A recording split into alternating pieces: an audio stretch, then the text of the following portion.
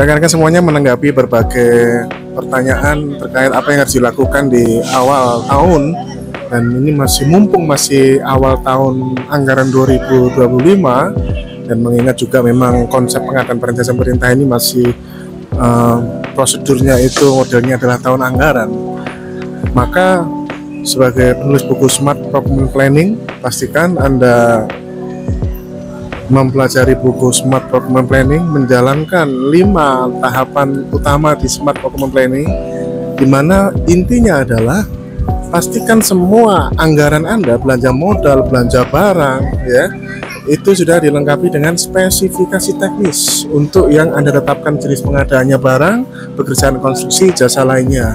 Dan untuk yang jasa konsultansi, pastikan Anda sudah menetapkan kerangka acuan kerja. Jangan nanti-nanti. Ya, penyakit pemerintah, ya penyakit kita mayoritas ya PPK. Buatnya nanti-nanti aja gitu. Ya, mumpung di awal. Dan umumkan bahwa spesifikasi teknis kerangka acuan kerja itu bagian dari rencana umum pengadaan. Rakyat berhak tahu, jangan disembunyikan.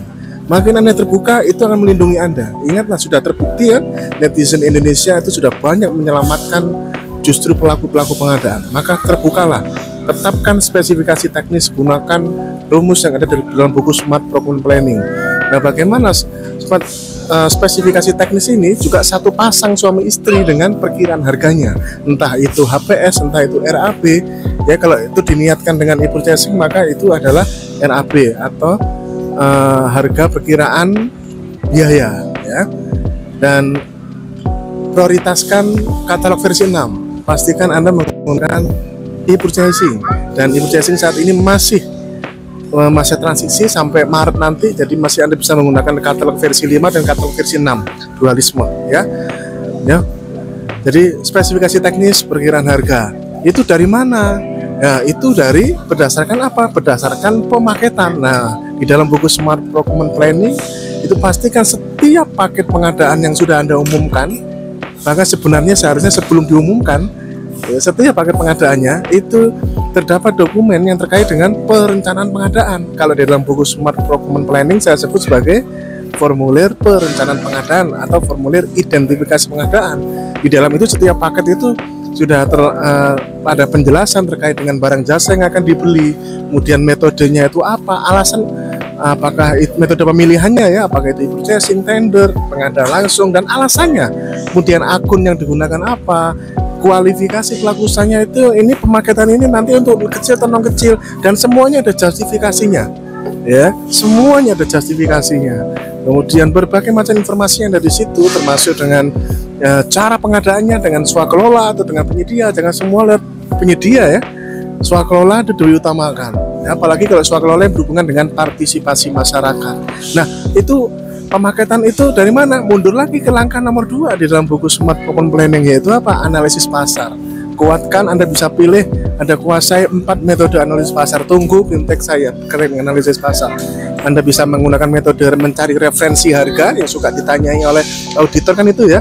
Kemudian atau dengan request for information, atau dengan spend analysis, ya, atau dengan perbandingan antar merek, ya, kan semuanya. Kemudian itu analisis pasar itu asalnya dari mana? Asalnya dari langkah nomor pertama dari 5 konsep utama perencanaan pengadaan, yaitu apa?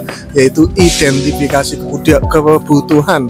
Identifikasi kebutuhan. Ada 9 langkah identifikasi kebutuhan yang dibedakan menjadi 2 bagian, yaitu identifikasi kebutuhan untuk barang dan lainnya, identifikasi kebutuhan untuk pekerjaan konstruksi, dan di bagian ketiga yang terbaru adalah identifikasi kebutuhan untuk jasa konsultansi. Pastikan setiap paketnya itu ada identifikasi kebutuhannya, karena itulah yang menjustifikasi kebutuhan Anda. Mengapa kau belinya itu?